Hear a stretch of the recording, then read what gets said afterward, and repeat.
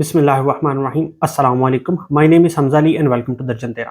آج میں فلسطین کے مسئلے پر بات کروں گا کہ یہ مسئلہ اصل میں ہے کیا، کب سے شروع ہوا اور اب کیا معاملات وہاں پہ جاری ہیں، یہودیوں کو فلسطین کے اندر رہنے کی اجازت کب ملی، اور اس سب سلسلے کے دوران میجر کی ایونٹس کون سے ہوئے۔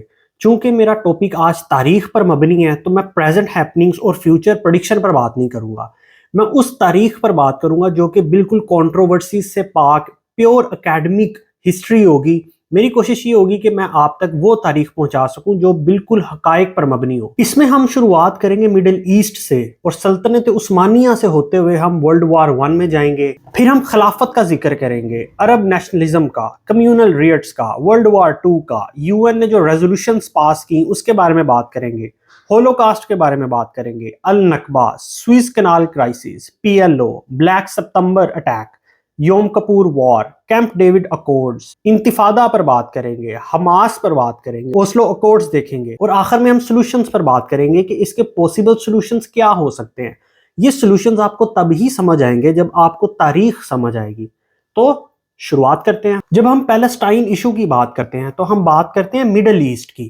سب سے پہلے آپ کو یہ سمجھنا ضروری ہے کہ مڈل ایسٹ کس ریجن کو کہتے ہیں، کون سا ایریا مڈل ایسٹ کہلاتا ہے۔ نارتھ آف ایران سے ساؤتھ آف سعودی عربیہ اور یمن بنتا ہے، اور ویسٹ آف پیلسٹین سے ایسٹ آف ایران تک کا ایریا، اس کو مڈل ایسٹ سمجھا جاتا ہے۔ ایجپٹ سے پہلے والا ریجن، اس کو کلاسک سکولرز مڈل ایسٹ کہتے ہیں۔ اگر ہم کنٹمپریری سکولرز کی بات کریں تو کنٹمپریری سکولرز نارتھ افریقہ، جس میں مصر، لیبیا، اس کو بھی شامل کرتے ہیں مڈل ایسٹ کے اندر، اور ایک نئی ٹرم اوریجنیٹ ہوتی ہے جس کو ہم مینا ٹرم کہتے ہیں، مڈل ایسٹ نارتھ افریقہ ٹرم۔ نارتھ افریقہ کے علاقے، ان کے بھی مسائل جیو پولیٹیکل لیول پہ اسی طریقے سے آرگنائزڈ ہوتے ہیں جیسے مڈل ایسٹ کے ہیں، تو ان کو ہم اکٹھا کر کے پڑھتے ہیں۔ چلیں تاریخ کا آغاز کرتے ہیں۔ مڈل ایسٹ میں 13ویں اور 14ویں صدی کے بعد سلطنت عثمانیہ آتی ہے، دی اوٹومن امپائر، دی سلطان، دی میگنیفیشنٹ، محمد 3، یہ لوگ بہت ساری کنکرنگ کرتے ہیں اور بہت سارے علاقے فتح کرتے ہیں۔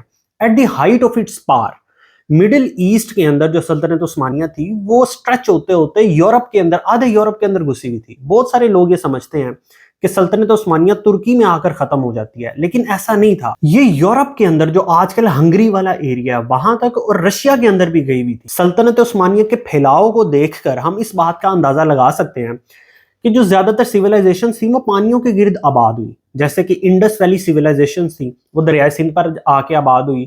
اس کے علاوہ برٹش یورپین سیولائزیشن تھی، وہ ریور تھیمز پر آباد ہوئی۔ اب 21ویں صدی میں آنے کے بعد سلطنت عثمانیہ بہت زیادہ فریکچر کا شکار ہونے لگ جاتی ہے، especially due to nationalist movement. اب جن علاقوں کو قبضے میں لیا ہوا تھا اس میں 40 to 46 ایتھنیسٹیز تھیں۔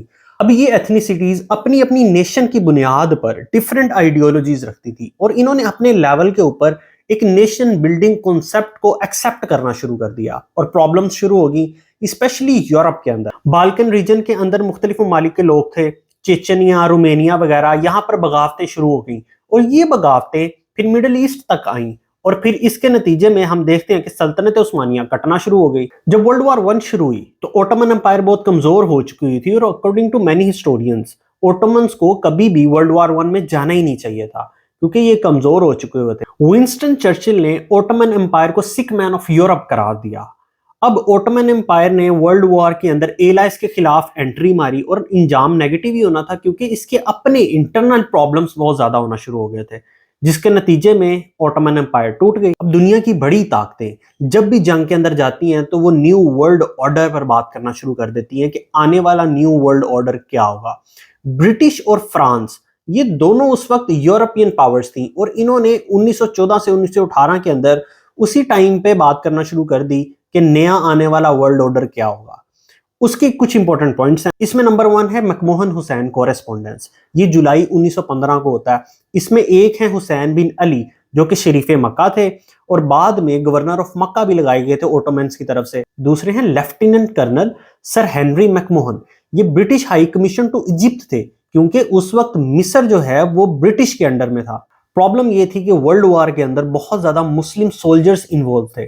یہ سولجر زیادہ تر سب کانٹیننٹ سے اور ایجپٹ سے لائے گئے تھے، جو کہ اپنی مرضی سے نہیں آئے تھے، لارڈز کی مرضی سے آئے تھے، اور یہ لڑ کس سے رہے تھے؟ سامنے والے اوٹومن امپائر کے مسلمانوں سے۔ اب اوٹومن امپائر کے مسلمانوں کے جو مولوی حضرات تھے انہوں نے فتویٰ جاری کر دیا کہ اس جنگ کو اگر آپ نے خلافت کو بچانا ہے تو آپ کو اس جنگ کے اندر حصہ لینا ہی پڑے گا۔ اب اس کی وجہ سے پرابلم کریٹ ہونا شروع ہوگی۔ اب ایک طرف تھے ایلائڈ فورسز کے مسلمان جو کہ برٹن کے کنٹرول میں تھے، اور دوسری طرف تھے مسلمان جو کہ اوٹومنز والے تھے۔ ان دونوں کے درمیان میں اب جنگ ہے۔ اب خطرہ یہ ہونے لگ گیا کہ برٹش فورسز کے جو مسلمز ہیں ان کے درمیان میں بغاوت نہ شروع ہو جائے۔ اب اس چیز کو ریورس کرنے کے لیے ایک کاؤنٹر میکینزم بنانا ضروری تھا، جس کی وجہ سے انہوں نے حسین میک موہن ایگریمنٹ۔ حسین فیملی یہ وہی ہے جو آج کل جارڈن کے اوپر کنگ ہے۔ یہ خود کو ڈائریکٹ ڈسینڈنٹس آف پروفٹ کہتے ہیں ہاشم والی سائڈ سے۔ اب برٹن نے یہ سوچا کہ مکہ مکرمہ اب ایک سٹرونگ ہولڈ بن چکا ہے، لیکن اب ہم اس کے اوپر اٹیک نہیں کر سکتے۔ وہ اس وجہ سے کیونکہ یہ لاسٹ لائن ہوگی مسلمانوں کے لیے، ایک میس ریوولٹ ہو جائے گا۔ انہوں نے 1857 والا ریوولٹ دیکھ چکے تھے، یہ لوگ بغاوت دیکھ چکے تھے۔ اب یہ کہہ رہے تھے ہم مکہ کے اوپر تو اٹیک نہیں کر سکتے، لیکن مکہ کو کنٹرول کرنا بھی تو ضروری ہے، کیونکہ مکہ ایک سٹرونگ ہولڈ ہے۔ اس کے لیے پھر انہوں نے حسین بن علی کو اٹھایا اور کہا کہ ہم آپ کو ویپنز دیتے ہیں، ہم آپ کو ہر چیز دیں گے، آپ ایک انٹرنل عرب ریوولٹ کھڑی کریں۔ اب جو حسین بن علی تھا وہ ایک عربی تھا، اور مکہ مکرمہ کے اوپر ٹرکش ایتھنیسٹی کا کنٹرول تھا اوٹومنز کی طرف سے۔ اب آپ کو ہمیشہ سے ہی پتا ہے کہ عربز ایتھنیسٹی اور ٹرکش ایتھنیسٹی ان کی ہمیشہ میں لڑائیاں جھگڑے ہوتے ہی رہے ہیں، یہ لوگ آپس میں بہت ناپسند کرتے ہیں۔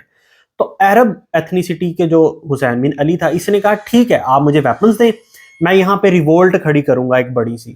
اب ایلائڈ پاورز نے بغیر کسی حملہ کیے ہوئے یہاں پہ ایک بہت بڑی اچیومنٹ حاصل کر لی۔ اب دوسرا ہے جی سائکس پیکٹ ایگریمنٹ، یہ 1916 میں ہوتا یہ ہے کہ اب عرب کے اوپر جو مڈل ایسٹ والا زون تھا، ترکی والا ایریا، وہاں پہ فورسز جو ہیں دوسری ایلائڈ فورسز وہ کنٹرول کرنا شروع کر دیتی ہیں۔ یہاں پہ ابھی بھی اوٹومنز کا تھوڑا سا کنٹرول تھا، لیکن بحث یہ شروع ہوگی کہ ان ایریاز کے اوپر کون حکومت کرے گا، حکومت کون بنائے گا، چونکہ وہاں پہ برٹش کی فورسز بھی تھیں، ناروے کی فورسز بھی تھیں، فرانس کی فورسز بھی تھیں، اور رشیا بھی اب ایک سٹرونگ پرسنالٹی کے طور پر ابھر رہا تھا۔ اب یہ ایگریمنٹ یوکے اور فرانس کے درمیان میں ہوا تھا کہ جب لینڈ ڈیوائیڈ ہوگی تب کون کیا کیا کرے گا۔ اس کے اندر رشیا کی اپروول شامل نہیں تھی۔ یہ عرب پیننسولا کے باہر جو اوٹومن امپائر کے ریجن تھے ان کو ڈیوائیڈ کر رہے تھے آپس کے اندر، کہ یہاں پہ جب لینڈ ڈیوائیڈ ہوگی تو کس کی حکومت کیا ہوگی، کون کون سا علاقہ رکھے گا وغیرہ۔ اب یوکے کو جو علاقے مل رہے تھے اس کے اندر southern Israel, Palestine, Jordan, southern of Iraq, اس کے علاوہ یہ ایکسس جو ہے میڈیٹیرین سی تک جاری تھی۔ اسی طریقے سے فرانس کو جو کنٹرول ملا اس کے اندر south eastern Turkey, Kurdistan region, Syria, لبنان وغیرہ شامل تھے، اور رشیا کو ویسٹرن ارمینیا وغیرہ ملنا تھا۔ اب ان لوگوں نے ڈیسائیڈ یہ کیا کہ یہاں پر ہم ڈائریکٹ حکومت نہیں کریں گے، کیونکہ مسلمانوں کے اوپر ڈائریکٹ حکومت کرنا بڑا مشکل ہو جاتا ہے۔ اس ٹائم پہ ڈائریکٹ حکومت کرنے کا مطلب یہ تھا کہ آپ علاقے کو کولونائز کر دیتے ہو اور آپ گورنمنٹ وہاں پہ کرتے ہو، لیکن انہوں نے کہا کہ ہم ایسے نہیں کریں گے، ہم یہ کریں گے کہ انڈائریکٹ حکومت کریں گے۔ وہ کیسے؟ کہ اس کو زون آف انفلوئنس بنائیں گے، اس طریقے سے کہ وہ اس طریقے سے کریٹ ہوتا ہے کہ وہاں کے جو پولیٹیکل سٹرونگ لوگ تھے ان کو آپ کنٹرول کرو اور وہی گورنمنٹ بنائیں گے۔ تو جب آپ کے جو سٹرونگ پولیٹیکل لیڈرز ہیں ان کو اگر آپ نے کنٹرول کر لیا تو یہ ایریا جتنا بھی ہے یہ زون آف انفلوئنس میں آ جائے گا آپ کے۔ تیسرا بڑا کی ایونٹ ہوتا ہے 2 نومبر 1917 کو بیلفور ڈیکلیریشن۔ اس کے اندر اس کو سمجھنے سے پہلے آپ کو یہ دیکھنا پڑے گا کہ جوئش کمیونٹی اس پوائنٹ تک آئی کیسے، ان کو کیا ریئلائز ہوا کہ انہوں نے بیلفور ڈیکلیریشن تک وہ لوگ آگے۔ 1880s کے اندر ایک بندہ تھا تھیوڈور ہارزل، اس بندے نے کتاب لکھی تھی در جودن اسٹیٹ، مطلب کہ دا جوئش اسٹیٹ، یہ 1896 کے اندر کتاب چھپتی ہے۔ اس کے اندر اس بندے نے یہ آرگومنٹ پیش کیا کہ جیوز کو ہمیشہ پرسیکیوٹ کیا جائے گا۔ کیوں؟ کیونکہ ان کو ہمیشہ ہی پرسیکیوٹ کیا جاتا رہا۔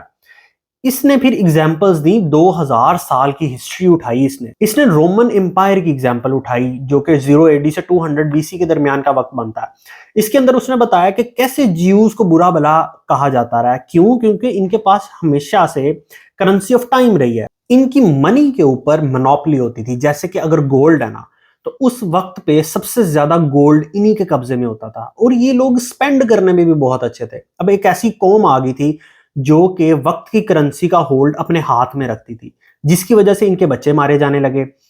اس کے بعد جب رومن امپائر اسٹیبلش ہوتی ہے تو مارکس وغیرہ آتے ہیں، انہوں نے ان کو پراپر سٹی سے ہی باہر نکال دیا، کیونکہ یہ لوگ کرنسی کا ہولڈ اپنے ہاتھ میں رکھتے تھے اور جو امیر لوگ تھے انہوں نے ان سے قرضے لیے ہوئے تھے جیوز وغیرہ سے. تو بہترین طریقہ یہی تھا کہ ان کو سٹیز سے باہر نکال دیا جائے. اس کے بعد مسلم امپائر آتی ہے. ہم نے چارٹر آف مدینہ کیا ان کے ساتھ, ہم نے معاہدہ کیا ہوا تھا ان کے 5 قبیلوں کے ساتھ, اور ان کی اتنی سازشیں تھیں کہ اس سے تنگ آ کر حضور صلی اللہ علیہ وسلم نے یہ فیصلہ کیا کہ ان کو مدینہ سے ہی باہر نکال دیا جائے. تو ایک ایک قبیلے کو اٹھا کر مدینہ سے باہر نکال دیا گیا. اب ان کا یہ آرگومنٹ تھا کہ ہمارے ساتھ زیادتی ہوئی ہے کیونکہ ہم جیوز ہیں نا, تو اس وجہ سے جو ہے نا ہمارے ساتھ زیادتی ہوتی ہے. پھر وقت آتا ہے جی مڈل ایجز کا. اس کے اندر جیوز جو ہیں وہ انڈر گراؤنڈ چلے جاتے ہیں, چھپ جاتے ہیں. اس کے بعد یہ ایمرج ہوتے ہیں 15ویں صدی کے اندر جا کے. جب رینوساں کا پیریڈ آتا ہے تو جو جیو سائنٹسٹ بن جاتا تھا تو اس کو جیو سائنٹسٹ ہونے کی وجہ سے ٹارگٹ کیا جاتا تھا. جیسے جیان لورینزو برنینی ہیں, گلیلیو گلیلی ہے, یہ لوگ جیوز سائنٹسٹ سے بہت تنگ تھے. اس کے علاوہ اگر ہم ایسٹرن کمیونٹی کے اندر دیکھیں تو اکبر کے دربار میں ان کو اسپیشل جوتوں کے ہار پہنائے جاتے تھے, ان کو ٹارگٹ کیا جاتا تھا. 17ویں اور 18ویں صدی کے اندر ان کو بہت زیادہ ٹارگٹ کیا گیا. کیوں؟ کیونکہ ان کے پاس پیسہ بہت زیادہ ہوتا تھا, یہ مونوپلی اچھی کرتے تھے. اب اوتھر نے یہ آرگومنٹ پیش کر دیا تھا کہ ہم لوگ اس وجہ سے پرسیکیوٹ ہو رہے ہیں کہ ہم سمارٹ ہیں پیسے خرچ کرنے میں, تو دنیا ہمیں جو ہے مارتی رہے گی. تو یہ آئیڈیا بلڈ ہونا شروع ہوا, پھیلنا شروع ہوا. اب چونکہ شروع کے اندر تو یہ آئیڈیا اتنا زیادہ پاپولر نہیں تھا, لیکن اس آتھر نے سیپریٹ پیس آف لینڈ کا ذکر کر دیا تھا, اور یہ بہترین وقت تھا جیوز کے لیے کہ وہ اپنے لیے علیحدہ ایک لینڈ یا ایک سٹیٹ کا انتخاب کریں. اور پھر یہ آئیڈیولوجی آہستہ آہستہ دوسرے ممالک کے اندر پھیلنا شروع ہوگی. جو لوگ آرتھوڈوکس تھے انہوں نے یہ بات کرنا شروع کر دی کہ ہمیں ایک پیس آف لینڈ چاہیے, وہ لینڈ جہاں پہ ہمیں کوئی تنگ نہ کرے, ہمیں کوئی پرسیکیوٹ نہ کرے.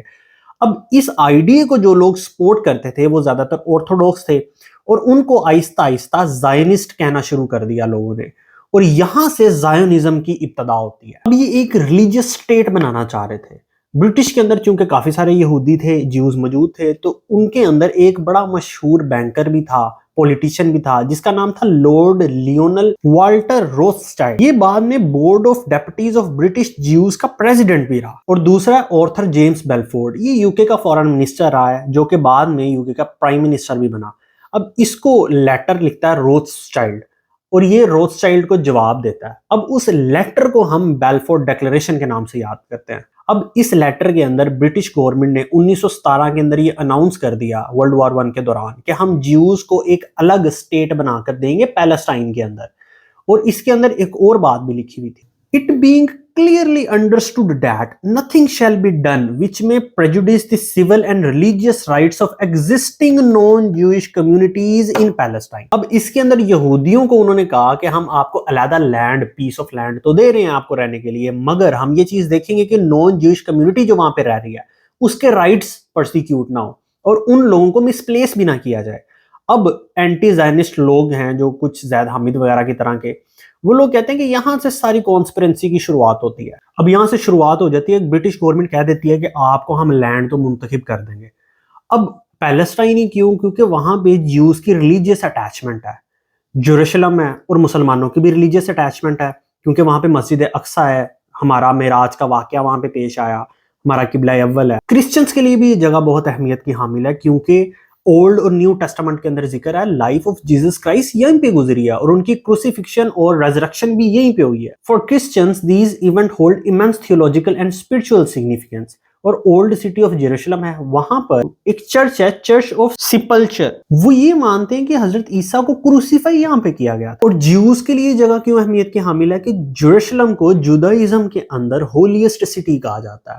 اس کو سٹی آف ڈیوڈ بھی کہا جاتا ہے, سٹی آف پیس بھی کہا جاتا ہے, کہ حضرت سلیمان کا فرسٹ ٹیمپل اور سیکنڈ ٹیمپل بھی ادھر بنا. پھر یہاں پہ ویسٹرن وال ہے وچ از دی پارٹ آف ریٹیننگ وال آف سیکنڈ ٹیمپل, جو کہ ایک سیکرڈ سائٹ بنتی ہے جوئش کے لیے.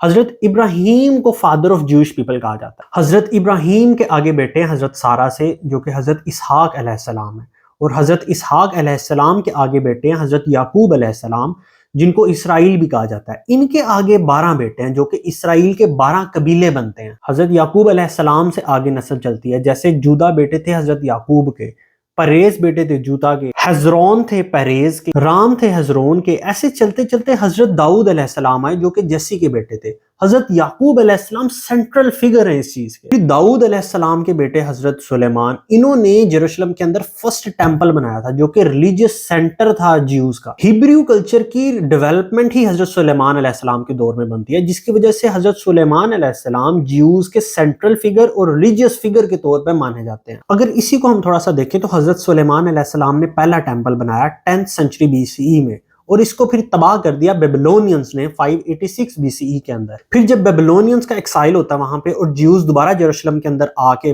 بستے ہیں، تو انہوں نے دوبارہ ریکنسٹرکشن شروع کر دی اور نیا ٹیمپل بنا جس کی کنسٹرکشن ختم ہوتی ہے 6th سینچری BCE کے اندر. پھر جب فرسٹ جوئش رومن وار ہوتی ہے 70 CE کے اندر، تو رومنز جو ہے اس سیکنڈ ٹیمپل کو تباہ کر دیتے ہیں.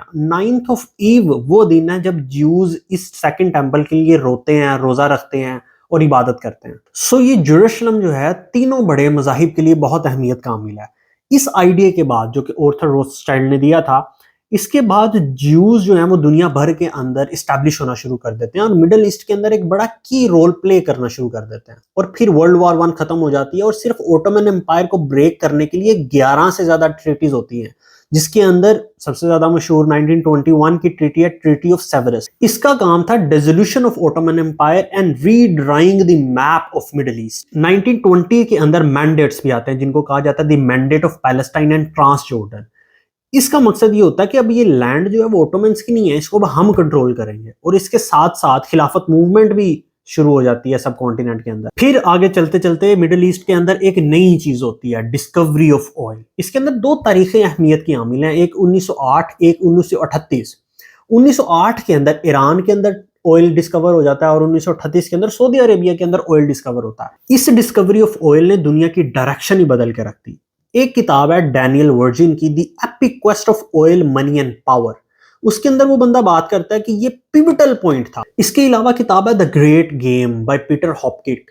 اس کے اندر وہ بندہ بیان کرتا ہے کہ 1980s کے اندر دنیا کے مختلف لوگوں نے سرویز کرنا شروع کر دیے سائنٹسٹ نے، اور یہ پتا چلا کہ جو دنیا کا سب سے زیادہ آئل کا ذخیرہ ہے نا وہ سینٹرل ایشیا کے اندر موجود ہے. اس سرویز کے بعد دنیا کی جتنی بڑی ڈومیننٹ پاورز تھی اس وقت، British empire, France empire, Italy empire, Italian empire, اس کے علاوہ امریکن امپائر، رشین امپائر، ان سب کی کوشش ہوگی کہ ہم نے رسائی حاصل کرنی ہے سینٹرل ایشیا تک.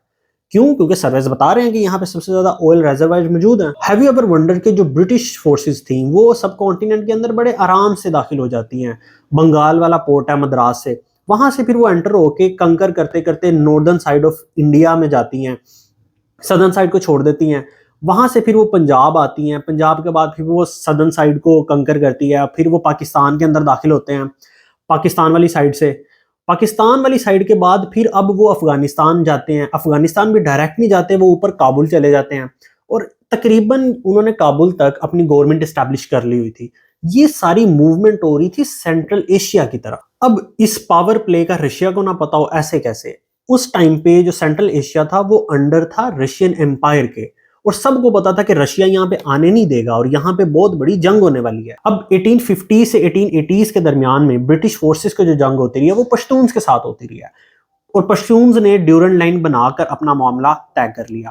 1908 کے آتے آتے ایک نئی سینچری آ چکی تھی اور پتا چلا کہ زیادہ آئل کے ریزروائرز دریافت ہو جاتے ہیں مڈل ایسٹ کے اندر. اب آئل تو 1908 کے اندر نکالا جانے لگا، اور اس سے پہلے آئل کہاں سے آتا تھا؟ ویلنگ مشن کرتی تھی دنیا نے 95% ویلز مار دی تھی کیونکہ آئلز یہاں سے آ رہا تھا، ویلز کا آئل استعمال ہوتا تھا. اب اس موومنٹ کے بعد پتہ چلتا ہے کہ آئل کا ذخیرہ جو ہے وہ مڈل ایسٹ کے اندر موجود ہے، اور مڈل ایسٹ اس ٹائم پہ قبضے میں تھا ایلائڈ پاورز کے، اور اس کو سمندر بھی لگتے ہیں، تو اس کو قبضہ کرنا بڑا آسان ہے. اور 1880s کے اندر گریٹ گیم پھر ختم ہونا شروع ہوئی. اب ایران کے اندر فرینچ نے آئل ڈسکور کر لیا. KSA کے اندر، کنگڈم آف سعودی عربیہ کے اندر ایک بڑا منفرد سا واقعہ آئل ڈسکوری کا. اب ہوتا یہ ہے کہ وہاں پہ بدو قبیلے تھے، لوگ پڑھے لکھے نہیں تھے، جاہل لوگ تھے.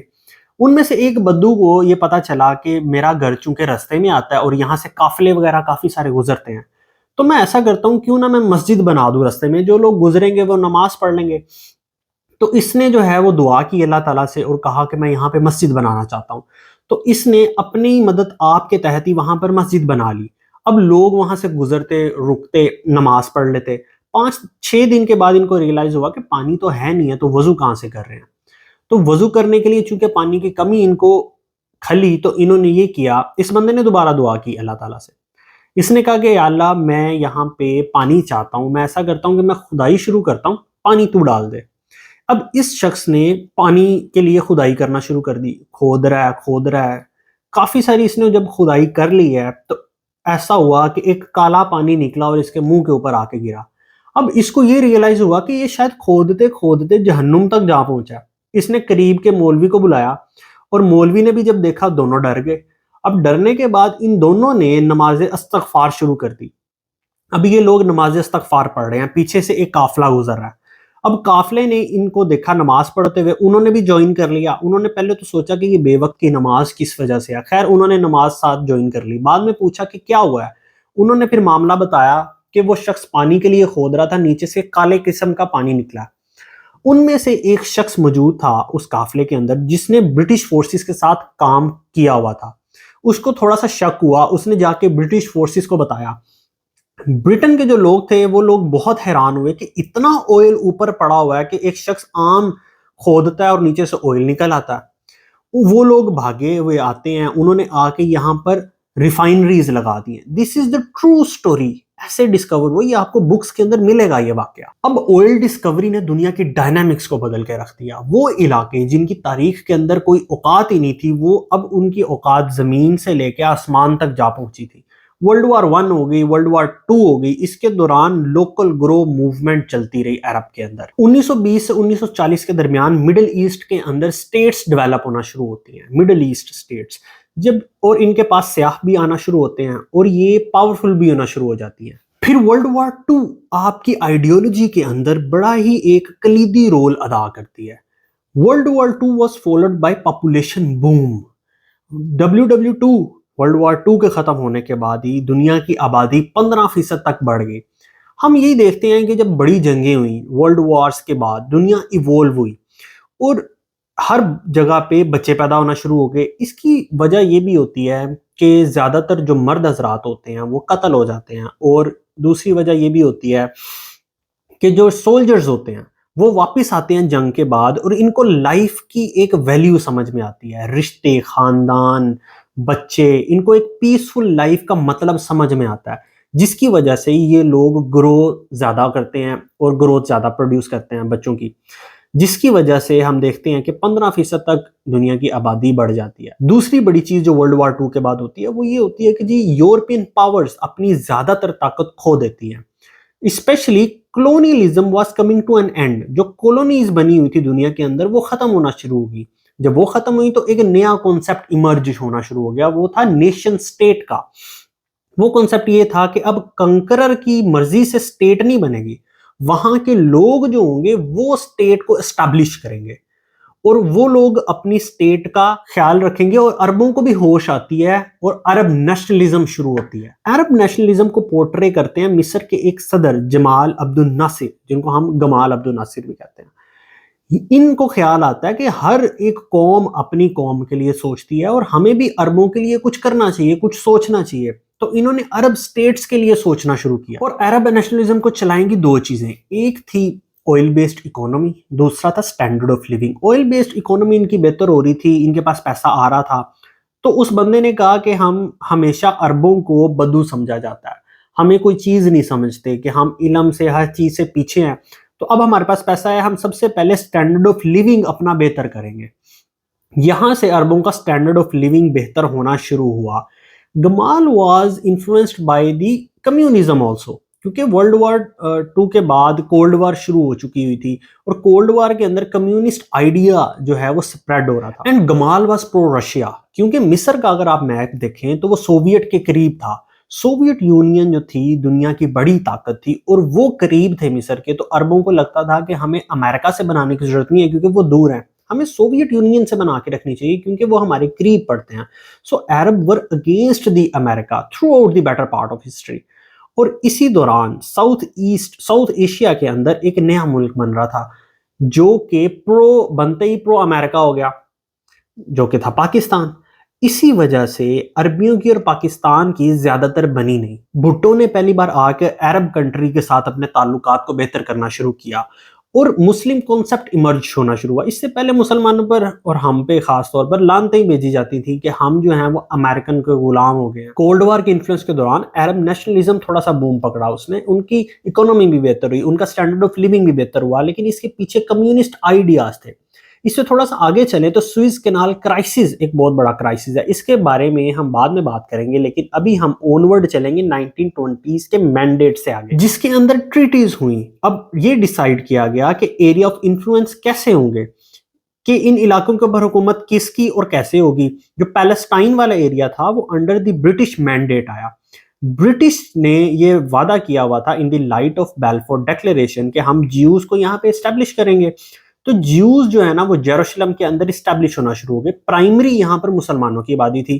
عیسائی اور جیوز آتے تھے, وہ اپنے پلگرمز کر کے واپس چلے جاتے تھے. لیکن اس ایونٹ کے بعد اب جیوز کو برٹش نے سپورٹ کرنا شروع کر دیا کہ وہ یروشلم کے اندر آ کر اسٹیبلش ہو سکتے ہیں. تو سلولی دنیا سے جیوز یروشلم کے اندر آنا شروع ہوئے. وہاں پہ آ کے وہ, چونکہ پیسہ تو ان کے پاس تھا ہی, وہاں پہ آ کے وہ پیسے دیتے تھے اور مسلمان خود اپنی زمینیں ان کو بیچ دیتے تھے.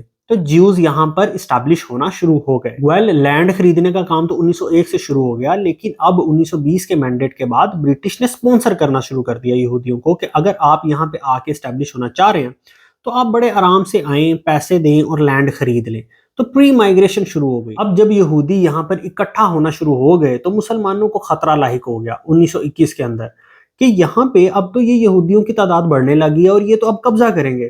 تو وہاں پر کمیونل ریٹس ہونا شروع ہو گئے کہ مذہب کے نام پر لڑائیاں. یہ سلسلہ ڈنڈے وغیرہ چلتے تھے, تو یہ سلسلہ 1930 تک تو چلا. یہودی آتے تھے, لینڈ خریدتے تھے اور مسلمانوں کے بچوں کو پیٹتے بھی تھے. 1935 کے اندر جب ہم پہنچے تو شیخ عیسیٰ القسام, یہ ایک سیریا کے وار فائٹر تھے. یہ ان کو مسلمانوں کا جو ہے غم بہت زیادہ تھا. یہ سیریا سے آئے ہوئے تھے اور ان کے پاس ہتھیار تھے. انہوں نے ریزیلینس ہتھیار کے طور پر شروع کر دی کہ انہوں نے مسلمانوں کو ہتھیار فراہم کیے. اب چونکہ مسلمانوں کے پاس ہتھیار آنا شروع ہو گئے تو ان کی جو مخالف پارٹی تھی, ان کے پاس جیوز, ان کے پاس پیسہ تو پہلے ہی تھا, انہوں نے بھی ہتھیار خریدنا شروع کر دیے. تو یہاں پر اب ہتھیار چلنا شروع ہو گئے. اب یہاں سے ہم پیلسٹائن ریوولٹ کا ارلی فیز دیکھ سکتے ہیں. 1939 سے اونورڈ برٹش نے یہ پابندی لگا دی کہ کوئی بھی شخص, مسلمان شخص جو ہوگا وہ یہودی کو لینڈ نہیں بیچے گا. مسلمان پھر بھی بیچتے تھے. 1939 کے بعد ورلڈ وار 2 شروع ہو گئی اور یہ مسلمانوں کے اندر آئیڈیا پھیلنا شروع ہو گیا وہاں پہ پیلسٹائن میں کہ اب جو ہے نا یہ لوگ چھوڑ کے جائیں گے علاقے, برٹشرز جو ہوں گے. 1947 کے بعد جو ہے انہوں نے خود ہی آفیشلی اناؤنس کر دیا کہ اب ہم جو ہے ان علاقوں کو چھوڑ کے جا رہے ہیں, ڈی کولونائز کر رہے ہیں. اب پرابلم ہمیشہ ہی برٹشرز کی یہ آتی ہے کہ وہ جب بھی ڈی کولونائز کرتے ہیں کسی علاقے کو, ایریا کو, وہ آلٹرنیٹ سسٹم دیے بغیر ہی دفع ہو جاتے ہیں. اوتھرز کہتے ہیں کہ یہ لوگ جان بوجھ کے ایسا کرتے ہیں, جیسے پاکستان اور انڈیا کے اندر مسئلہ کشمیر کو چھوڑ دیا تاکہ پچھلی طاقتیں لڑتے رہیں آپس کے اندر اور پاور کنٹرول ہمارا ہو. جب دو لوگ لڑے ہوں گے آپ ان کو کنٹرول آسانی سے کر لو گے, رادر دین کہ وہ لوگ گرو کر رہے ہیں, پھر وہ آپ کے ٹکر پہ آئیں گے. ایسے ہی انہوں نے مصر اور سوڈان کے اندر مسئلہ نیل چھوڑ دیا, پرابلم آف ریور نیل چھوڑا انہوں نے. اس کے بعد انہوں نے جب سینٹرل افریقہ کو ڈی کولونائز کیا تو ریپبلک آف کونگو کے اندر آج بھی پاور سٹرگل جاری ہے ان کی ایتھنیسٹیز کی بنیاد کے اوپر. جب انہوں نے اعلان کر دیا 1947 کے اندر کہ ہم اب اس کو چھوڑ کے جا رہے ہیں, انہوں نے یہ مسئلہ برٹش کاؤنسل سے اٹھا کر یو این کے حوالے کر دیا کہ اب اس مسئلے کو یو این ہی دیکھے, یو این حل کرے. تو یو این نے ریزولوشن پاس کی تھی, ریزولوشن آف 181. اب یہ ریزولوشن چونکہ جنرل اسمبلی کی تھی تو کسی پر بائنڈنگ نہیں تھی. اس ریزولوشن کے مطابق یہ کہا گیا کہ 55% آف لینڈ ملے گی جیوز کو اور 45% ملے گی مسلمانوں کو, جبکہ 1947 تک 7% صرف آبادی تھی جو لینڈ تھی وہ تھی جیوز کے پاس, 87% لینڈ تھی مسلمانوں کے پاس. کہ وہ جیوز جن کے پاس 7% لینڈ ہے, چھوٹا سا ٹکڑا, اس کو آپ 55% آف لینڈ دے رہے ہو, اور وہ مسلمان جن کے پاس 87% لینڈ اس ٹائم پہ تھی ان کو آپ 45% لینڈ دے رہے ہو. یہ ایک الٹیمیٹ روبری تھی. اب پیچھے انہوں نے لوجک یہ دی کہ چونکہ ہم نے ایک پوری نیشن کو اسٹیبلش کرنا ہے تو جس کی وجہ سے ہمیں یہ قدم اٹھانا ہی پڑے گا. اور پرابلم یہ تھی کہ پیچھے اس کے سٹوری یہ چل رہی تھی کہ یو این اور یو ایس دونوں کے اندر جیوز کی بڑی سٹرونگ لوبی موجود تھی. اور پرابلم یہ ہوئی کہ عربز کنٹری نے ظاہر سی بات ہے اس کو نہیں ایکسیپٹ کیا اور انہوں نے کرنا بھی نہیں تھا، اور اس کی انہوں نے جتنا مقدمہ لڑا وہ عرب کنٹریز نہیں لڑا. اس میں مصر، جارڈن، سیریا، عراق اور کسی حد تک سعودی عربیہ بھی شامل تھا. اب عرب کنٹریز جو تھے وہ مسلمان بھائیوں کے لیے ہی لڑ رہے تھے، اور عرب کنٹریز نے اس چیز کو ایکسیپٹ کرنے سے ڈینائی کر دیا کہ ہم اس کنسیپٹ کو ایکسیپٹ نہیں کرتے. اس کے بعد پھر ہم دیکھتے ہیں کہ یہودیوں کی جو مائگریشن ہوتی ہے وہ کک سٹارٹ ہوتی ہے ہولوکاسٹ کے بعد، جب ہٹلر نے یورپ اور جرمنی کے اندر ملا کے 6 ملین یہودی مار دیے. اب یہاں پہ سوال ایک پیدا ہوتا ہے کہ ہٹلر نے اتنے یہودی مارے کیوں؟ اگر آپ کتاب دیکھیں Mein Kampf by Adolf Hitler, یہ اڈولف ہٹلر کی آٹو بایوگرافی اور پولیٹیکل مینیفیسٹو ہے. اس کے علاوہ اگر آپ کتاب دیکھیں the war against the Jews 1933 to 1945 by Lucy S Dawidowicz, یا پھر اگر آپ کتاب دیکھیں the deconstruction of the European Jews by Raul Hilberg. اس کے علاوہ آپ یہ دیکھ سکتے ہیں why the Germans, why the Jews, اینوی، race hatred and the prehistory of Holocaust. ان سب کو پڑھ کے ہمیں یہ پتا چلتا ہے کہ اس نے systematic murder of millions of Jews اسی لیے کیا کیونکہ اس کے ایکسٹریم سمیٹک بلیفز تھے. یہ جو wide range of societal issues ہوتے ہیں اس کے پیچھے یہ یہودیوں کو سمجھتا تھا. یورپ کے اندر ہو رہے ہیں، جرمنی کے اندر جو مسئلے ہو رہے ہیں، یہ یہودیوں کو خطرہ سمجھتا تھا اپنی vision of racial pure and homogeneous Aryan society کے لیے. مگر پھر بھی ہمیں کلیئر انڈیکیشن نہیں ملتی کہ اس نے ایکچولی یہودی مارے کیوں. مگر پھر بھی ہمیں پوسٹولیٹس ملتے ہیں، وہ میں ایک ایک کر کے آپ کے آگے بیان کر دیتا ہوں کہ ایکچولی اس نے یہودی کیوں مارے، جن پر بھی آپ کا دل کرے آپ یقین کر سکتے ہیں. نمبر 1، یہ کہا جاتا ہے کہ ہٹلر کے جو والد صاحب تھے الوئس ہٹلر، الوئس ہٹلر کے اصل والد کا نام آج تک نہیں پتا چلا. یہ ایک آسٹرین سول سرونٹ تھے، مگر یہ بندہ ایک غریب آدمی تھا. اس نے ایک یہودی سے قرض لے رکھا تھا اور اپنی اصل اماؤنٹ سے ڈبل لون واپس کر چکا تھا، جس کی وجہ سے اور قرضہ پھر بھی بڑھتا جا رہا ہے کیونکہ آپ کا جو لون ہے وہ بڑھ رہا تھا. پرابلم یہ تھی کہ وہ لون ادا کرتے کرتے اس کے اوپر بہت زیادہ بوجھ آیا اور وہ اسی وجہ سے دنیا سے چلا گیا. اب ہٹلر کو بڑا غصہ تھا کہ اس یہودی کے لون کی وجہ سے میرا باپ مرا ہے، جس کی وجہ سے میں نے سارے یہودی مار دینے. دوسری وجہ یہ بھی بیان کی جاتی ہے کہ ہٹلر جب 15 سال کا تھا تو وہ سڑک پہ آ چکا تھا، غربت تھی اس کے بعد، تو اس بندے نے اسٹریٹ پینٹنگ کرنا شروع کر دی. وہ پینٹنگ بناتا تھا اور بیچتا تھا، لوگ آتے تھے وہ خرید لیتے تھے اور اس کا گزر بسر چل رہا تھا. اور اسی دوران اس کو ایک لڑکی پسند آ گئی اور لڑکی نے اسے پینٹنگز وغیرہ خریدنا شروع کر دی، آنا جانا ہو گیا اور اس کا ایک تعلق قائم ہو گیا. 17 سال کی عمر میں دونوں نے ڈیسائیڈ کیا کہ ہم شادی کر لیتے ہیں. چونکہ وہ لڑکی ایک جیو تھی تو لڑکی نے کہا کہ میرے فادر سے بلیسنگ لینا بہت ضروری ہے. تو اس نے ایک دن ہٹلر کو اپنے گھر کھانے پہ بلا لیا اپنے والد صاحب کے ساتھ ملنے کے لیے. جب کھانا وغیرہ کھا لیا تو پھر ہٹلر نے بات کی کہ مجھے آپ کی بیٹی کا رشتہ چاہیے. تو اس کے والد نے ہٹلر کو کہا کہ تو ایک سڑک چھاپ ہے، تیرے پاس نہ تو پیسے ہیں نہ گھر ہے، بہت مشکل سے گزارا کرتا ہے. نہ صرف تضحیک کی بلکہ دھکے دے گھر سے باہر نکالا، جس کی وجہ سے پھر ہٹلر نے اتنا زیادہ ٹینشن لی اور اتنا زیادہ غصہ تھا اس کے اندر کہ اس نے ڈیسائیڈ کیا کہ اب وہ نہ تو شادی کرے گا کبھی ساری زندگی اور نہ ہی کسی یہودی کو چھوڑے گا اپنے ملک کے اندر. تیسری بڑی وجہ یہ بیان کی جاتی ہے کہ ورلڈ وار 1 کے بعد جرمنی کا بہت زیادہ نقصان ہوا تھا اور ہٹلر کو جرمنی کا بہت زیادہ دکھ تھا. تو ہٹلر کے 2 ہی دوست تھے اور دونوں ہی اس جنگ کے اندر مارے گئے اور ہٹلر کو بہت زیادہ دکھ ہوا. ہٹلر نے دیکھا کہ میرے جو ملک کا ہر بندہ ہے وہ غربت کی زندگی گزار رہا ہے، بہت ہی مفلسی کی زندگی گزار رہا ہے، بہت مشکل سے گزارا کر رہا ہے، اور اس نے بھی 15 ملین کا قرضہ دینا ہے جو کہ یورپ کو دینا ہے. اور اس سارے سلسلے کے اندر ایک ہی کمیونٹی وہاں پہ موجود تھی جو بڑی عیاشی پسند زندگی گزار رہی تھی، اور وہ تھی جیوز کی. اس کو بڑا غصہ آیا جس کی وجہ سے اس نے ڈیسائیڈ کیا کہ اب اس نے یہودی مارنے ہیں اور ان سے پیسہ چھیننا ہے. تو پھر یہودی بھاگے کیونکہ مر رہے تھے بہت زیادہ، تو بھاگ کے ان کی پناہ گاہ جو بن رہی تھی وہ اسرائیل بن رہی تھی، وہاں پہ جا کے وہ اسٹیبلش ہونا شروع ہو گئے. اس کے بعد 1947 کے آنے تک 30% آبادی ہو چکی تھی یہودیوں کی. ہولوکاسٹ ایک بہت بڑا امپیکٹ لے کے آیا تھا یہودیوں کے اوپر. اب آبادی 30% ہو چکی تھی لیکن لینڈ 7% تھی. 1948 کے اندر ایک میجر ایونٹ ہوا جس کو النکبہ کہتے ہیں، جس کا مطلب ہے پیلسٹین کیٹاسٹروفی، ڈیزاسٹر، جبکہ اسرائیلی اس کو وار آف انڈیپینڈنس بھی کہتے ہیں. 1948 کے اندر 2 بڑے زائنسٹ گروپ تھے، ایک تھا ارگن، دوسرا تھا ہزانہ. یہ 2 ملٹری گروپس تھے، باہر سے ٹریننگ لے کے آئے ہوئے تھے، بڑے زبردست قسم کے فائٹرز تھے. اور شارپ شوٹرز تھے. انہوں نے 1948 کے اندر 7.5 لاکھ پیلسٹینینز کو بائی فورس ملک سے نکالا. اب 1947 کے پارٹیشن پلان کے مطابق اب اپنی طرف سے تو یہ لوگ جو ہے وہ بالکل لیگل کام کر رہے تھے، جس کی وجہ سے جیسے ہی مس پلیس ہوئے پیلسٹینینز تو عرب کنٹریز بھاگے بھاگے پہنچ گئی یو این کے پاس کہ بھائی بہت بڑی تباہی ہو گئی ہے، کیٹاسٹرفی ہو گئی ہے، ہمیں انصاف چاہیے. تو یو این نے ریزولوشن پاس کی 191 ریزولوشن، جس کے اندر انہوں نے پیلسٹین کے جو ریفیوجیز ہیں ان کے لیے 2 بڑے پوائنٹ کی بات کی. پہلے انہوں نے کہا کہ جتنے آپ نے نکال دیے ہیں، مس پلیس کیے ہیں، ان کو آپ واپس آنے کا حق دیں گے. دوسرا، اگر آپ ان کو نہیں حق دے رہے تو جتنی زمین آپ نے ہتھیائی ہے اتنا آپ ان کو پیسہ دے دیں.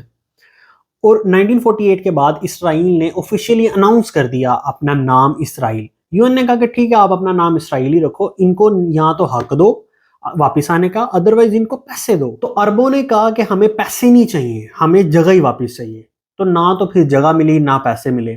1948 کے بعد اسرائیل آفیشیلی اناؤنس کر دیا گیا. 14 مئی 1948 کو ڈیوڈ بین گیوریسن، یہ بندہ تھا جوئس کی ایجنسی کا ہیڈ، اس نے پروکلیم کر دیا تھا کہ علیحدہ اسٹیٹ ہے اب اسرائیل.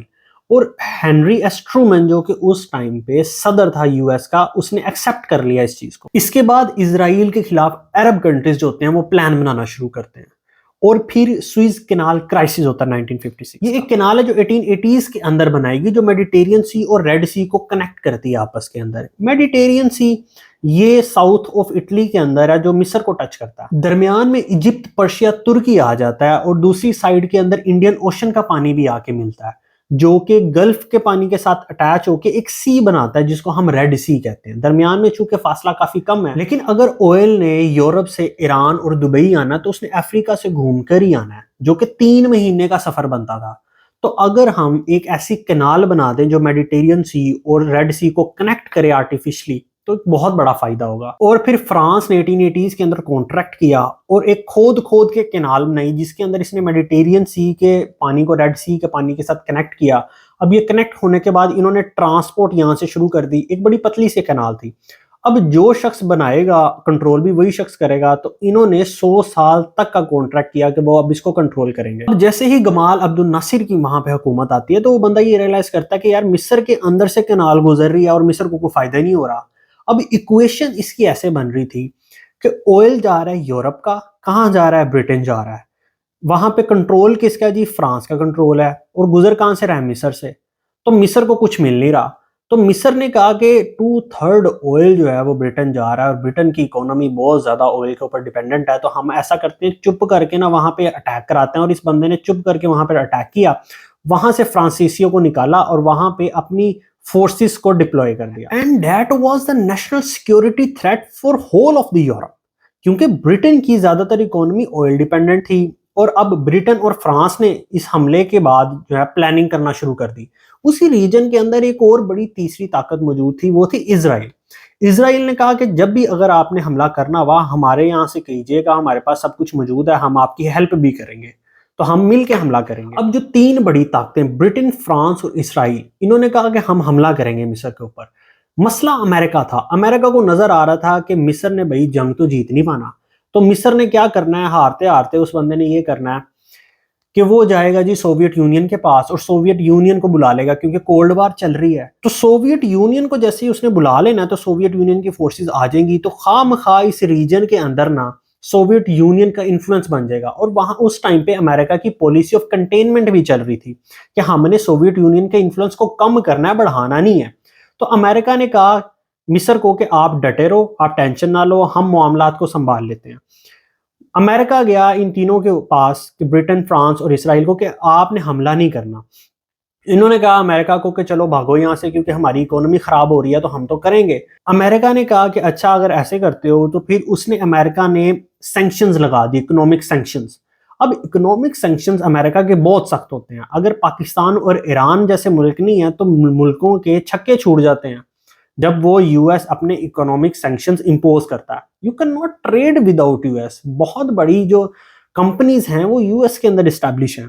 دنیا کے ساتھ آپ نے ٹریڈ کرنی ہے، آپ کا یو ایس کے ساتھ تعلق ہونا ضروری ہے. جیسے ہی اکنامک سینکشنز لگتے ہیں یو ایس اے کی یہ اسٹریٹجی کام میں آ جاتی ہے اور وہ تینوں کنٹریز حملہ کرنے سے رک جاتے ہیں، اور یہاں پہ for the first time U N involve ہوتا ہے، اور یو این انوالو ہونے کے بعد اپنی پیس کیپنگ فورسز وہاں پہ کنال پہ لا کر ڈپلوائے کر دیتا ہے، جس کو ہم بلو ہیلمٹس بھی کہتے ہیں۔ اگلا میجر ایونٹ ہوتا ہے عرب اسرائیل وار، جو کہ 1967 کے اندر ہوتا ہے، 6 ڈے وار بھی جس کو کہا جاتا ہے۔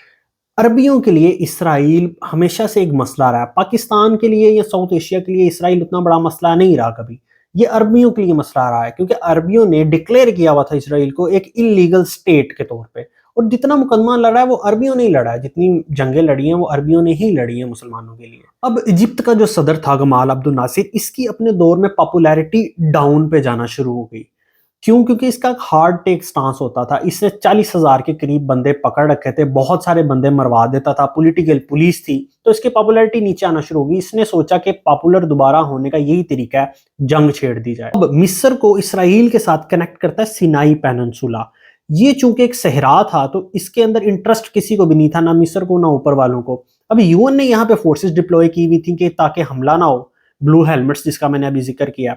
ابھی گمال نے یہ کیا کہ یو این فورسز کو کہا کہ آپ جو ہے نا یہ علاقہ خالی کر دو۔ یو این اتنی جلدی علاقہ خالی نہیں کرتی، وہ پہلے بات چیت کرتی ہے، اس کے بعد علاقہ چھوڑتی ہے، لیکن انہوں نے وار ٹینڈنسی دیکھی گمال کی اور انہوں نے وہ علاقہ خالی کر دیا۔ جیسے ہی وہ فورسز وہاں سے نکلی، علاقہ خالی ہوا، گمال نے اپنی فورسز وہاں پہ لا کے کھڑی کر دی۔ اب گمال نے جب فورسز وہاں پہ لا کے کھڑی کر دی، اس نے ساتھ ہی جارڈن کے ساتھ ایک ٹریٹی سائن کر لی۔ اس نے جارڈن کو کہا کہ اگر حملہ ہوگا تو آپ جو ہے نا ہماری ہیلپ کریں گے، اگر آپ پہ حملہ ہوا تو ہم آپ کی ہیلپ کریں گے۔ جارڈن نے کہا اوکے۔ ساتھ ہی اس نے سیریا کے ساتھ بھی ٹریٹی سائن کر لی کہ اگر سیریا کے اوپر حملہ ہوگا تو ہم آپ کی ہیلپ کریں گے، اگر ہمارے پہ حملہ ہوا تو سیریا آ کے ہماری ہیلپ کریں۔ اب بحث یہاں پہ یہ شروع ہوتی ہے کہ پہلا حملہ کیا کس نے تھا؟ پہلا حملہ اسرائیل نے کیا تھا، اس کے اندر کوئی شک نہیں ہے۔ اس کو کہتے ہیں پریمپٹیو وار۔ پریمپٹیو وار سٹرائک کے طور پر اس نے حملہ کیا کہ وہ ڈر گیا ہوا تھا کہ بھائی اس کے اندر جارڈن کے ساتھ آپ نے ٹریٹی سائن کر لیا ہے، سیریا کے ساتھ مصر نے ٹریٹی سائن کر لیا ہے، سینائی کے اندر فورسز ڈپلوئے ہو گئی ہیں، تو اس نے اسٹریٹجی کے ساتھ 3 پرونگڈ اٹیک کیا۔ یہ ایک ملٹری اسٹریٹجی ہوتی ہے کہ آپ 3 مختلف ڈائریکشن سے حملہ کرتے ہیں، اور اس نے سینائی، سیریا اور جارڈن کے اوپر حملہ کر دیا 3 ڈائریکشن سے۔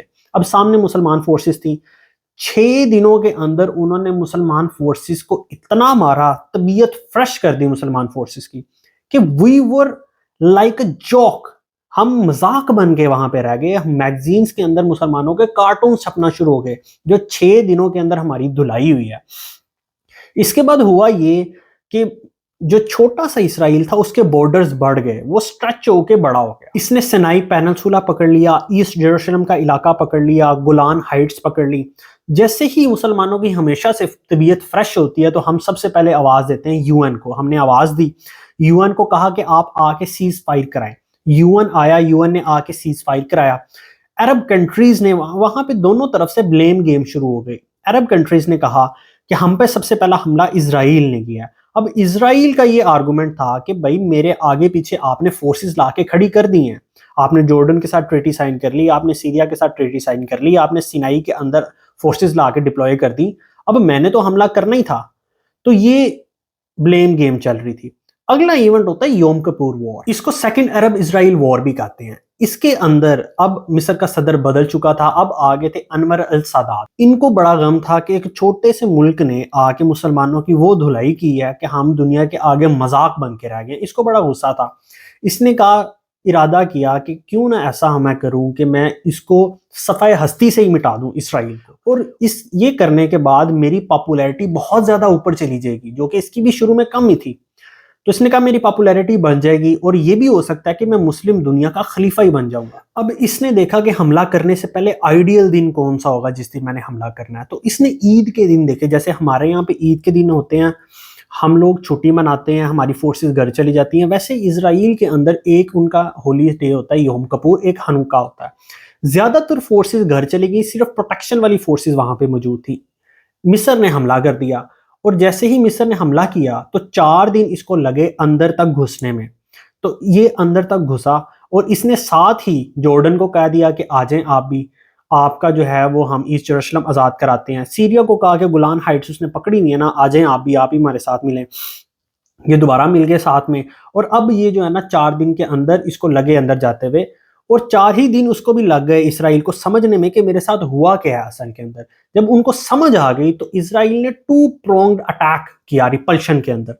اب اس نے حملہ کیا, جیسے ہی حملہ کیا تو اتنی زبردست فرش دھلائی کی مسلمانوں کی کہ ہم دوبارہ مذاق بن کے رہ گئے. ایک چھوٹے سے ملک نے ہمیں دوبارہ بہت زیادہ مارا, جتنا مارنے کا حق تھا بہت مارا. پیچھے یو ایس اے کی پروٹیکشن حاصل تھی, اس کو یو ایس اے بیک کر رہا تھا اسرائیل کو, جس کی وجہ سے اسرائیل اتنا پھدک رہا تھا, جس کی وجہ سے ہم دوبارہ مذاق بنے. اب جیسے ہی ہم جنگ ہارتے ہیں, ہم دوبارہ یو این کو بلاتے ہیں, اور یو این کو ہم نے بلایا اور یو این نے واپس آ کے سیز فائر کرایا. اور مڈل ایسٹ کے اندر ایک نیا لیڈر ابھر رہا تھا اس وقت پہ, جس کا نام تھا شاہ فیصل. شاہ فیصل نے خیر ہمیں بھی کافی سارے پیسے دیے ہوئے ہیں. شاہ فیصل نے ریئلائز کیا کہ ایک چھوٹے سے ملک نے ہماری درگت بنا دی اور اتنا ہمیں مارا. اور اس کے علاوہ شاہ فیصل نے یہ ریئلائز کیا کہ سعودی عربیہ کو ایک ریلو کٹے کی طور پہ دیکھا جاتا ہے. ریلو کٹا ہم آفیشیل ٹرم استعمال کرتے ہیں, so it is not a big problem. ریلو کٹے کے طور پر ہمیں دیکھا جاتا رہا. ہم ایسا کریں گے کہ ہم اپنی قوت کو بڑھائیں گے, ہم جو ہے نا وہ اٹیک کریں گے, حملہ کریں گے یا کچھ کریں گے, تاکہ ہم جو ہے مسلمانوں کی کھوئی ہوئی عزت کو واپس لے کے آئیں.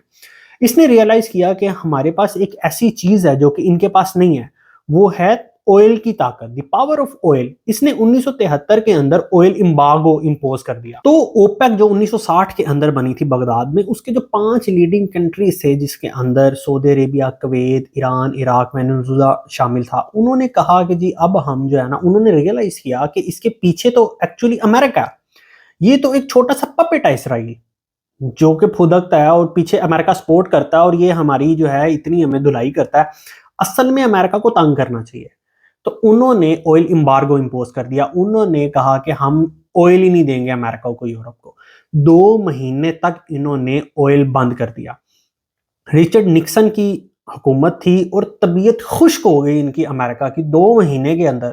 جیسے ہمارے یہاں پہ اکثر جب تیل مہنگا ہونا ہوتا ہے تو لمبی لمبی لائنیں لگ جاتی ہیں باہر, ویسے ہی وہاں پہ لمبی لمبی لائنیں لگ گئیں. گیس اویلیبل نہیں ہے, آئل اویلیبل نہیں ہے ہمارے پاس, اور یہ پرابلم شروع ہو گئی. تو امریکہ نے ریئلائز کر لیا اس وقت کہ بھائی جن کے پاس آئل ہے ان کے ساتھ پنگا لینا آسان نہیں ہے, ہمیں ان کے ساتھ پنگا نہیں لینا چاہیے.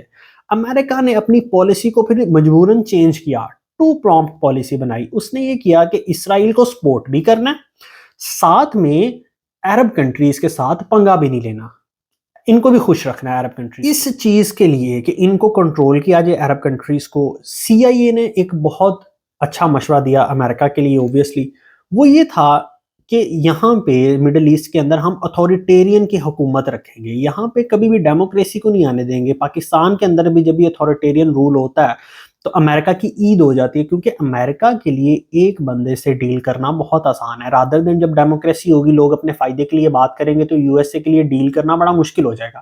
ایک بندہ رول کر رہا ہے, اتھارٹی اس کے پاس ہے, اس سے ڈیل کرو, اس کو پیسے دو, جو بھی بات ہوگی وہ بات ختم ہو جائے گی.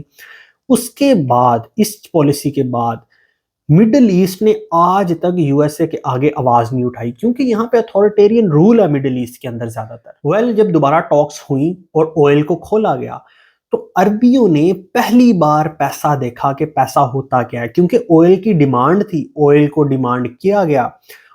جو سعودی عربیہ ایک مہینے کا 5 سے 10 بلین ڈالر ریونیو تھا اس کا جو کماتا تھا, اچانک جب ڈیمانڈ بڑھی تو سعودی عربیہ نے at the top of their lungs پوری کیپیسٹی کے ساتھ آئل نکالا, ریفائن کیا اور بیچنا شروع کر دیا. ایک مہینے کا جو 5 سے 10 بلین ڈالر کماتے تھے, ان کا ریونیو آیا اس ٹائم پہ 90 بلین ڈالرز. اتنا پیسہ دیکھ کر ان کی جو ہے نا طبیعت ہی بدل گئی, ان کی لائف سٹائل بدل گیا. ان کو جو ہے سمجھ آ گئی کہ oil is power and power is money. تو ان کا جو ہے وہ جہاد کرنے والا جو نظریہ, جذبہ, وہ سارا بدل گیا. اس کے لیے میں ایک بڑا پیارا شعر کہتا ہوں, یہ میرا خود کا ہی ہے. آخر طاقت کا نشہ ان میں سما گیا, پیسہ مسلمان کی غیرت کو کھا گیا. اور یہی ہوا کہ ہم نے دیکھا کہ سعودی عربیہ نے پھر یہ ریئلائز کر لیا کہ پیسہ کمانے کا بہترین طریقہ یہی ہے, اور پیسہ مسلمان کی غیرت کو کھا جاتا ہے, اور یہ ہم دیکھتے بھی ہیں. सऊदी अरबिया अक्सर ये तौर पे ये करता है कि जब इसके हालात ऊपर नीचे होते हैं, ये ऑयल रोक देता है। ऑयल रोकेगा, फिर अचानक छोड़ेगा, डिमांड बढ़ेगी और ये वहां से पैसा कमाता है। 1964 के अंदर पैलेस्टीनियन अपनी प्रोसिक्यूशन से तंग आकर एक ऑर्गेनाइजेशन बनाते हैं जिसको कहते हैं PLO, पैलेस्टीनियन लिबरेशन ऑर्गेनाइजेशन। इस ऑर्गेनाइजेशन का काम ये होता है कि वेस्ट बैंक और उसके अलावा गाजा के अंदर जो मुसलमान आबादियां बची हुई हैं उनका एजेंडा उठाया जाए, मुसलमानों की नुमाइंदगी की जाए।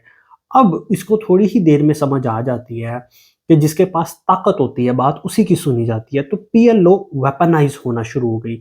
जैसे ही PLO वेपनाइज हुई तो इसने अपनी बात मनवाने के लिए एक नई हिकमत अमली इख्तियार की। इसने 1972 के अंदर ब्लैक सितंबर अटैक कर दिया। ये जर्मनी के अंदर हमले करता है। जर्मनी के अंदर चूंकि ओलंपिक्स चल रहे होते हैं, वहां पे इसराइली प्लेयर्स भी मौजूद होते हैं, तो ये इसराइली प्लेयर्स को वहां पे गोलियां मार देता है।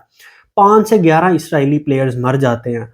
तो होता ये है कि एकदम ये मामला इंटरनेशनल लेवल के ऊपर हाईलाइट हो जाता है। PLO पॉपुलर तो हो जाती है, लेकिन उनका मकसद ये था कि पैलेस्टीनियन कोज पॉपुलर होगा, मगर उसका रिवर्स हुआ। UN और US दोनों ने PLO को एक इंटरनेशनल टेररिस्ट ऑर्गेनाइजेशन करार दे दिया, जिसकी वजह से इन्होंने क्रैकडाउन किया PLO के ऊपर। क्रैकडाउन की वजह से PLO को समझ आ गई कि हम लोगों ने ये गलती कर दिया, पैलेस्टीनियंस को भी समझ आ गई हमारे से मिस्टेक हो गई, हमें ये मूव नहीं करना चाहिए था।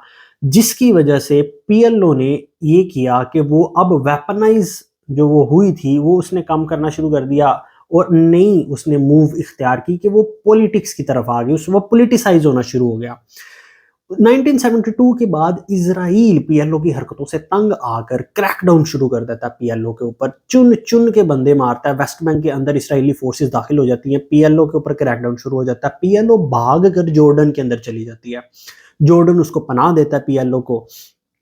PLO के लोग जॉर्डन में बैठे होते हैं, इसराइली फोर्सेस जो होती हैं वो धमकी देती हैं जॉर्डन को कि अगर आपने इनको पनाह दी तो हम आपको आपके ऊपर हमला कर देंगे। जॉर्डन फिर खुद मजबूरन क्रैकडाउन करता है अपने अंदर बैठी हुई PLO के अंदर, कोई 70,000 के करीब बंदे मार देता है PLO के, जिसकी वजह से वो भाग के लिबनान में चली जाती है और आज तक उसका हेडक्वार्टर भी लिबनान के अंदर मौजूद है।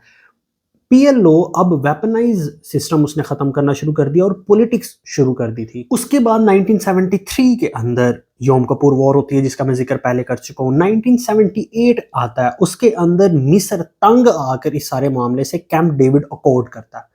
ये camp David accord, Jimmy Carter USA के प्रेसिडेंट होते हैं, वो गर्मियों की छुट्टियां मनाने कैंप डेविड चले जाते हैं। ये एक मिलिट्री बेस है, बहुत ही खूबसूरत जगह है। इस जगह पर ज्यादातर इंटरनेशनल लेवल के जितने डिसीजंस होते हैं वो इसी जगह पर होते हैं। US जो होता है वो सपोर्ट करता है मिस्र और इसराइल के दरमियान पीस ट्रीटी करवाता है USA अपनी ताकत से। इन दोनों के दरमियान में पीस ट्रीटी होती है, इस शर्त पे होती है कि इसराइल कहता है कि हम आपको जो आपका सिनाई पेनिनसुला था जो हमने कैप्चर किया हुआ था, हम आपको वापस कर देते हैं, उसके बदले में आप हमें रिकग्नाइज करेंगे। तो मिस्र ने रिकग्नाइज किया, लेकिन यहाँ पर अभी भी ज्यादातर लोग ये समझते हैं कि सबसे पहला कंट्री मिस्र था जिसने इसराइल को रिकग्नाइज किया, लेकिन ऐसा नहीं था। तुर्की वो सबसे पहला कंट्री था जिसने 1949 के अंदर बनते ही इसराइल को रिकग्नाइज कर लिया था, first Muslim state in the world. 1970 के अंदर अरब ममालिक थकना शुरू हो गए क्योंकि उनके अपने मसाइल भी शुरू हो गए थे। 1987 के अंदर फर्स्ट इंतिफादा होता है, इसका मतलब होता है स्टोन अपराइजिंग। इसमें सबसे पहली बार पैलेस्टीनियन के अंदर इसराइल के खिलाफ अपराइजिंग हो गई, लोगों ने एहतजाज करना शुरू कर दिया। उससे ये हुआ इंतिफादा, इसको कहा जाता है। इंतिफादा हर 20 से 30 साल के अरसे के अंदर हम हर उस कौम के ऊपर देखते हैं जिसके ऊपर एक दूसरी कौम गासिब होती है, कब्जा किया हुआ होता है उसके ऊपर और जुल्म और सितम चल रहे होते हैं। जैसे हम कश्मीर के अंदर देखते हैं 2016 के अंदर बुरहान वैली के अंदर ये हुआ। फिर वो इस वजह से होता है 20 से 30 साल के अरसे के अंदर, क्यों एक जनरेशन को जवान होने में 20 से 30 साल लग जाते हैं। जब एक जनरेशन बूढ़ी हो जाती है दूसरी जवान होती है तो उसका गरम गरम खून होता है, उसको लगता है कि हर मसले का हल लड़ाई और झगड़े से ही निकलेगा, जिसकी वजह से बहुत सारे लोग मरे इस इंतिफादा के अंदर। लेकिन एक नई ऑर्गेनाइजेशन बन गई जिसको हम कहते हैं हमास। हमास इस वजह से बनी कि PLO के ऊपर से लोगों का एतबार अब उठ चुका था। लोगों को लग रहा था कि PLO जो है अब किसी मसले का हल नहीं रही, जिसकी वजह से लोगों ने हमास को बनाया। फिर 1974 के अंदर हम देखते हैं इजिप्शियन थियोलॉजिस्ट थे अबू याकूब, एक राइटर भी थे, प्रोफेसर भी थे। इन्होंने एक फतवा जारी किया, the legalisation of suicide bombing in contemporary इस्लाम। उन्होंने ये आर्गुमेंट पेश किया कि इस्लाम अभी बहुत ज़्यादा कमज़ोर है, मुसलमान बहुत ज़्यादा कमज़ोर है, जिसकी वजह से सुसाइड बॉम्बिंग को हम एज ए वेपन यूज़ कर सकते हैं। तो हमें सुसाइड बॉम्बिंग करनी चाहिए, जिसकी वजह से फिर हम देखते हैं कि 1974 के बाद पूरी दुनिया के अंदर सुसाइड बॉम्बिंग शुरू हो गई मुस्लिम उम्मा की तरफ से। 1988 के अंदर जब हम जाते हैं तो पैलेस्टीनियंस को कोई हल नहीं नजर आ रहा था। आप इससे पहले मुसलमान जंग कर चुके थे, हार चुके थे, मुंह की खा चुके थे। उसके बाद पैलेस्टीनियंस इतने तंग आ गए, उन्होंने कहा, अपना इरादा बदला। उन्होंने कहा कि हमें 2 स्टेट सॉल्यूशन चाहिए, हम इजराइल के अंडर रह ही नहीं सकते, हमें अलहदा करते हैं। जैसे ही ये चीज़ पोलिटिसाइज होना शुरू हुई तो 1990s के अंदर जो लिबरल्स थे उन्होंने अपनी एक्टिविटीज शुरू कर दी इस मामले को हल करने के लिए। जॉर्ज डब्ल्यू बुश भी थे, जिसके 1991 को मैड्रिड पीस कॉन्फ्रेंस होती है जो कि स्पेन में होती है। उसके अंदर इजराइल आता है, बाकी ममालिक आते हैं, लेकिन जिसका मसला था पीएलओ, उसको वो बुलाते ही नहीं है। तो उनको रियलाइज होता है कि अगर उसको नहीं बुलाएंगे तो मसला हल नहीं होगा। 1993 के अंदर ओस्लो अकॉर्ड होते हैं जो कि अब नॉर्वे में थे। इसके अंदर पीएलओ के साथ कुछ एग्रीमेंट्स होते हैं। यहाँ से पीएलओ के प्रेसिडेंट थे यासिर अराफात और वहाँ से रैबिन थे इजराइल के। इन्होंने कहा कि अच्छा हम ऐसा करते हैं कि गाजा पूरा का पूरा आपको दे देते हैं पैलेस्टीनियन को इस एग्रीमेंट के अंदर, लेकिन जो वेस्ट बैंक होगा उसके 3 टुकड़े किए जाएंगे। टुकड़े नहीं, मतलब कि 3 हिस्सों में डिवीजन की जाएगी। एरिया ए के अंदर 12% जो एरिया होगा उसके ऊपर पैलेस्टीनियंस का कंट्रोल होगा। 28% एरिया के ऊपर पैलेस्टीनियन प्लस इजराइल दोनों मिल के गवर्नमेंट करेंगे। बाकी जो 60% बचता है उसके ऊपर सिर्फ इजराइल हुकूमत करेगा। ये एग्रीमेंट था ओस्लो अकॉर्ड का, और ये एग्रीमेंट तय पा गया यासिर अराफात पीएलओ के वाले सदर के दरमियान में, और यहाँ से रैबिन के अंदर, यिट्ज़ेक रैबिन के अंदर, इसराइल के जो सदर थे। होता ये है कि एग्रीमेंट हो गया, वो वापस आ जाते हैं पीएलओ के, और यहाँ पे वापस आने के बाद जो हमास के लोग होते हैं वो उसको एक्सेप्ट नहीं करते। वो कहते हैं कि नहीं, हम इस चीज़ को नहीं मानते। हमास जनरल पॉलिटिकल विल को रिप्रेजेंट कर रहा था पैलेस्टीनियन की। यासिर अराफात कहते हैं कि मैं लड़ लड़ के थक गया हूँ, मुझे समझ नहीं आ रही कि अब मैं क्या करूँ, क्योंकि अगर मैं अपने ग्रैंड चाइल्ड का फ्यूचर आज़ाद देखना चाह रहा हूँ तो उसके लिए आपको ये डील करनी पड़ेगी। लेकिन पैलेस्टीनियंस और ख़ासतौर पर हमास ने इस डील को मानने से इनकार कर दिया। यहाँ पर पीएलओ के ऊपर सिर्फ पैलेस्टीनियंस नाराज नहीं थे, बल्कि पीएम जो रैबिन पीएम था इसराइल का, उसके ऊपर इजरायली भी बहुत ज्यादा गुस्सा हो रहे थे। वो कह रहे थे कि आपने इसराइल को बेच दिया है, आपने गाजा की डील कर ली है, आपने वेस्ट बैंक के टुकड़े उनको दे दिए, आपने कैसे दिए हैं जो। और इतना नाराज हुए कि इसराइली ही किसी एक ने उठ के रैबिन को गोली मार दी। अब दोनों साइड्स पर रेडिकल का कब्जा हो गया। यहाँ पे हमास पॉपुलर हो गई, रेडिकल थी, और दूसरी साइड के ऊपर कंजर्वेटिव पार्टी आ गई इसराइल में। तो इसकी वजह से अरब ममालिक ने बड़ा बिट्रेयल फील किया यासिर अराफात से और पैलेस्टीनियन से। उन्होंने कहा कि हम इतना लड़ लड़ के आपके लिए एक डील लेके आए थे, आपके लिए एक सोल्यूशन प्रोवाइड करना चाह रहे थे, अगर आपको वो भी मंजूर नहीं है तो फिर हम कुछ नहीं कर सकते, हम आप लोगों ने ही करना है जो भी करना है। Palestine was alone at that moment. उसके बाद होता है सेकंड इंतिफादा। अब इसके अंदर ये होता है कि दोबारा अपराइजिंग होती है। पैलेस्टीनियंस के लोग 2000 से 2005 के दरमियान जो सेकंड इंतिफादा होता है दोबारा खड़े होते हैं। हमास जो रॉकेट फायर करता है, जो सिलसिला शुरू होता है वो यहीं से सिलसिला शुरू होता है।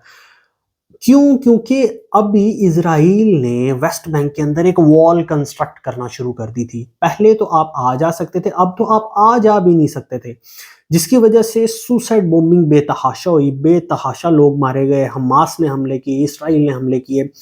इसराइल के हर चेक पॉइंट के ऊपर हमला होता था। तो इसराइल ने फिर एक जोन बनाना शुरू कर दिया, एक ऐसा जोन जो कि 100 मीटर चेक पॉइंट से 100 मीटर पर और दीवार से 50 मीटर के ऊपर वो जोन मौजूद है। उसके ऊपर उन्होंने रूल रख दिया, कोई भी पैलेस्टीनियन यहाँ पे दाखिल भी होगा तो उसको गोली मार दी जाएगी। एमनेस्टी इंटरनेशनल 2020 की रिपोर्ट के मुताबिक हर साल 14 से 24 लोग मारे जाते हैं, जो कि यहाँ तो विजिटर्स होते हैं जिनको पता नहीं होता कि इस जोन के अंदर एंटर नहीं होना, जो कि वॉल से 50 मीटर और चेक पॉइंट से 100 मीटर के अंदर अंदर आता है। वहां पे उन्होंने स्नाइपर्स रखे हुए थे जिनका काम ही ये होता है कि जो भी इस जोन के करीब से गुजरेगा वहां पे उनको गोली मार दी जाए। ये थी एक शॉर्ट सी हिस्ट्री पैलेस्टीन की। आपको उम्मीद है कि समझ आई होगी शुरू से लेके ये मामला अब तक कैसे चल रहा है, और 2005 से ऑनवर्ड अभी भी झड़पें जारी हैं वहां पे। अब हम बात करते हैं सॉल्यूशंस के ऊपर कि इसके पॉसिबल सॉल्यूशंस क्या हो सकते हैं। ये वो सॉल्यूशंस हैं जो कि गवर्नमेंट लेवल पर प्रपोज किए गए, बड़े स्कॉलर लेवल पर प्रपोज किए गए, माइंड बैंक जो होता है उन्होंने प्रपोज किए। फर्स्ट सॉल्यूशन है one state solution. One state solution ये कहता है, इस सॉल्यूशन के मुताबिक वेस्ट बैंक, गाजा और इजराइल इन तीनों को इकट्ठा करके एक ही स्टेट बना दी जाए जिसका नाम भी आप इजराइल रखेंगे और इजराइल ही इसको कंट्रोल करेगा। One state solution. इजराइल ये सॉल्यूशन चाहता है कि आप एक ही स्टेट बना दो, कंट्रोल हमें दे दो, जो कि ऑब्वियसली पैलेस्टीन के लोग नहीं मानते उसको। सेकंड है टू स्टेट सॉल्यूशन। इस टू स्टेट सॉल्यूशन के अंदर कहा जाता है वेस्ट बैंक और गाजा इन दोनों को मिला के एक स्टेट बना दे, इजराइल जो ऑलरेडी बना हुआ है जो प्लेस है उसको इजराइल बना दे। ये टू स्टेट सॉल्यूशन है। इसको पैलेस्टीन के लोग भी मानते हैं और पाकिस्तान की भी as a foreign policy prerogative यही है कि टू स्टेट सॉल्यूशन होना चाहिए। आप वेस्ट बैंक और गाजा को मिला के एक स्टेट बना दें और पैलेस्टाइन और जो इजराइल जहां पे है वहां पे रहे। तीसरा है थ्री स्टेट सॉल्यूशन। इस थ्री स्टेट सॉल्यूशन इसके ऊपर आइडियोलॉजिकली बात की गई है। इसके अंदर कहा जाता है कि वेस्ट बैंक को अलहदा स्टेट बना दो, गाजा को अलहदा स्टेट बना दो, इजराइल जो दरमियान में है उसको अलहदा स्टेट बना दो। इसके अंदर इस वजह से ये कहा जाता है कि वेस्ट बैंक के लोगों की और गाजा के लोगों की आपस में नहीं बनती, क्योंकि जो गाजा के लोग हैं वो ऑर्थोडॉक्स हैं। यहाँ पे इजराइल की आबादी इतनी ज्यादा नहीं रही यहूदियों की, तो यहाँ पे ज्यादातर मुसलमान हैं, तो वो ऑर्थोडॉक्स नजरिया रखते हैं। और दूसरी जो है वेस्ट बैंक, यहाँ पे चूंकि मुसलमानों के यहूदी मिलके रहते रहे हैं तो यहाँ के लोगों की सोच एक लिबरल सोच है। वेस्ट बैंक के ऊपर पैलेस्टीनियन अथॉरिटी का कब्जा है, और जबकि गाजा के ऊपर जो कि ऑर्थोडॉक्स रिलीजन से ताल्लुक रखते हैं, थॉट से ताल्लुक रखते हैं, वहां पे हमास का कब्जा है। पीए, इसका ताल्लुक पीएनए से है, Palestinian national authority. PLO and PNA they are to different entities. PLO एक अम्ब्रेला टर्म है जिसका एडमिनिस्ट्रेटिव रोल नहीं है, ये लीडरशिप को रिप्रेजेंट कर रही होती है, पैलेस्टीनियन के लोगों को रिप्रेजेंट कर रही होती है। पीएनए जो कि गवर्नमेंट बॉडी है, इसका काम कह लें कि आप एडमिनिस्ट्रेटिव रोल इसका ज्यादा है, ये एडमिनिस्ट्रेटिव रोल प्ले करती है। अब ये जो थ्री स्टेट सॉल्यूशन है इसको कुछ मुमालिक प्रपोज करते हैं। ये सॉल्यूशन ना तो पैलेस्टीन के लोग मानते हैं ना ही इजराइल मानता है। उससे अगला सॉल्यूशन है सिनाई ऑप्शन। ये सॉल्यूशन प्रपोज किया था यूरोप ने। यूरोप ये कहता है कि आप ऐसा करो, जो गाजा की स्ट्रिप है उसके साथ सिनाई को ऐड करो और एक स्टेट बना दो। और जो चूंकि सिनाई जो है वो मिस्र के पास है और ये गाजा का पहले हिस्सा था, मिस्र ने इसके ऊपर कब्जा किया था। 1000 किलोमीटर की स्पेस है, जगह है। ये आप सिनाई को गाजा के साथ मर्ज करो जो बिल्कुल साथ साथ है और एक स्टेट बना दो। वहां से जो वेस्ट बैंक है वो आप दे दो इजराइल को, तो दोनों को ही जमीन मिल जाएगी, इजराइल को भी मिल जाएगी, यहाँ से सिनाई मिल जाएगा गाजा को, और एक अच्छी लैंड बन जाएगी मुसलमानों की, और इजराइल से भी जान छूट जाएगी। अब ये यूरोप ने प्रपोज किया, लेकिन अब मिस्र के कब्जे में सिनाई है तो सिनाई इसको नहीं मानता। वो कहता मैंने नहीं देना, अपनी लैंड ही मुसलमानों को नहीं देनी गाजा के लोग। फोर्थ सॉल्यूशन है थ्री स्टेट रिटर्न ऑप्शन। इस सॉल्यूशन के अंदर ये कहा जाता है कि आप ऐसा करें, जो गाजा स्ट्रिप है वो आप मिस्र को दे दे, सिनाई के साथ अटैच करके मिस्र को दे दे। जो वेस्ट बैंक है वो आप जॉर्डन को दे दे। तो जॉर्डन को, क्योंकि ये जो वेस्ट बैंक था वो जॉर्डन का ही हिस्सा था, इजराइल ने इसके ऊपर कब्जा किया था, सो वेस्ट बैंक चला जाएगा जॉर्डन के पास, सिनाई गाजा चला जाएगा, सिनाई के साथ अटैच हो जाएगा, और ये मिस्र को चला जाएगा। जॉर्डन और मिस्र दो स्टेट की रीओरिएंटेशन हो जाएगी, एक स्टेट जो दरमियान में इजराइल है वो वैसे ही रहेगा। अब इस सॉल्यूशन को ना तो इजराइल मानता है, ना मिस्र मानता है, और ना ही जॉर्डन मानता है। अगर हम 2018 के अंदर देखें तो हार्वर्ड स्टडी ग्रुप आया था जिसके अंदर काबिल स्टूडेंट्स थे, उनको ग्राउंड रियलिटीज के ऊपर भेजा गया था, बेस के ऊपर। अगर 2018 के अंदर हम اگر ہم 2018 کے اندر دیکھیں تو ایک ہارورڈ اسٹڈی گروپ آیا تھا جس کے اندر قابل بچے تھے جن کو جگہ جگہ پر بھیجا گیا تھا. وہ کشمیر میں بھی گئے تھے, اس کے علاوہ جارڈن پیلسٹائن میں بھی گئے تھے, تاکہ گراؤنڈ ریالٹیز کو اسٹڈی کر کے سلوشن پرپوز کیے جائیں. انہوں نے بھی کافی اچھے پوائنٹس دیے تھے, مگر اوبویسلی وہ سلوشن نہیں ہے تو ہم اس کو ڈسکس نہیں کر سکتے. وہ ایک روڈ میپ ضرور ہو سکتا ہے. اگر ہم انہی سلوشن کو تھوڑا سا, جو ہم نے 3 سے 4 ڈسکس کیے ہیں, ان کو تھوڑا سا اینالائز کریں. اب یہ جو 4 سلوشن ہیں اس کے اندر اگر ہم 3 اسٹیٹ ریٹرن سلوشن کے اوپر اگر ہم بات کرتے ہیں, لیٹ سے کہ ہم نے جو بات کی تھی 4تھ نمبر والا سلوشن, کہ ہم جو غازہ ہے وہ سینائی کے ساتھ ملا کے مصر کو دے دیتے ہیں, ویسٹ بینک ہے اس کو جارڈن کے ساتھ ملا کے سائڈ پہ کر دیتے ہیں, اور درمیان میں اسرائیل بچے گا. اس کے اندر چونکہ نہ تو اسرائیل مان رہا ہے, نہ ہی جارڈن مان رہا تھا, اور نہ ہی ایجپٹ مان رہا ہے, تینوں نہیں مان رہے. اگر ہم نے اس سلوشن کے اوپر اگر جانا ہوا تو ہمیں ساری بات شروع سے شروع کرنی پڑے گی, سب کو سمجھانا پڑے گا کہ ایسے ایسے. اس کے اندر آپ کو کافی ٹائم لگے گا. اگلے سلوشن کے اوپر ہم جاتے ہیں 2 اسٹیٹ سلوشن, کہ آپ غازہ اور ویسٹ بینک کو ملا کے ایک بنا دیں اور اسرائیل کو علیحدہ اسٹیٹ کر دیں. اس سلوشن کے اوپر آپ کو ری سٹارٹ کرنی پڑے گی, کانورسیشن سٹارٹ نہیں کرنی پڑے گی, ری سٹارٹ کرنی پڑے گی. 1999 کے بعد اس کے اوپر بات نہیں ہوئی. ایک سلوشن دیا جاتا ہے فروزن کانفلکٹ کے نام سے, کہ minimum level of peace conflict ہو. اس کے اندر کہتے ہیں کہ جو سچویشن ابھی چل رہی ہے نا, اسی سچویشن کو ہم فریز کر دیتے ہیں. مطلب کہ جو ابھی بنا ہوا ہے, جو جیسا ہے اس کو ویسے ہی رہنے دو, ہم پیس کی طرف جائیں گے. کوئی سٹیٹ ڈیفائن نہیں کریں گے ابھی فی الحال, لیکن ابھی فی الحال ہم آپس کے اندر ٹریڈ کرتے ہیں, بات کرنا شروع کرتے ہیں. ہم واٹر کے مسئلے پہ بات کی جا سکتی ہے, ایجوکیشن کے مسئلے پہ بات کی جا سکتی ہے, جو بومبنگ ہوتی ہے اس کو ہم فی الحال فریز کرتے ہیں. آپس کے اندر بات چیت کرنے کے بعد ہم کسی سلوشن کی طرف چلے جائیں گے. ایک یہ سلوشن بھی دیا جاتا ہے جو کہ اوبویسلی لمبا سلوشن بھی ہے, اور اگر اسرائیل اپنے کسی مقاصد کی طور کے اوپر یہ سب کچھ کر رہا ہے تو وہ اس طرف بھی نہیں آئے گا. کچھ اسکولرز کا یہ ماننا ہے. Well these were the solutions. میں نے کوشش یہ کی ہے کہ ہم ہسٹری کو دیکھ سکیں گے کیسے فلسطین کا مسئلہ شروع ہوا. سلطنت عثمانیہ سے ہوتے ہوئے ہم نے ڈفرینٹ ٹریٹیز دیکھی, ڈفرینٹ آرگنائزیشنز کا بنتے ہوئے دیکھا, ہم نے انتفاضات دیکھے, ہم لوگوں نے مسئلے دیکھے, جس کے اندر مجھے یہ لگتا ہے کہ اب آپ کو اس کے کانفلکٹ کا تھوڑا سا سمجھ آیا ہوگا کہ کانفلکٹ شروع کہاں سے ہوا اور کیسے ہوتے ہوئے یہ شیپ کیسے ہوا ہے, اور اب اس کے اوپر مسئلے کیا چل رہے ہیں. اس کے سلوشنز کے اوپر بھی ہم نے بات کی کہ اس کے ڈفرینٹ سلوشنز ہو کون کون سے سکتے ہیں. ابھی کرنٹ گراؤنڈ ریالٹی یہ ہے کہ کوئی بھی سلوشن کوئی بھی مان نہیں رہا. اینڈ لیٹ سے کہ اونٹ کس کروٹ پر بیٹھتا ہے. آئی ہوپ کہ آپ کو یہ ویڈیو پسند آئی ہو. آپ کو جو سلوشن نظر آ رہا ہے آپ وہ سلوشن کومنٹ کے اندر ضرور ڈال سکتے ہیں. ملتے ہیں اگلی ویڈیو میں. اگر آپ کو یہ پسند آئی ہو تو ویڈیو کو لائک کریں, چینل کو سبسکرائب کریں. اللہ حافظ.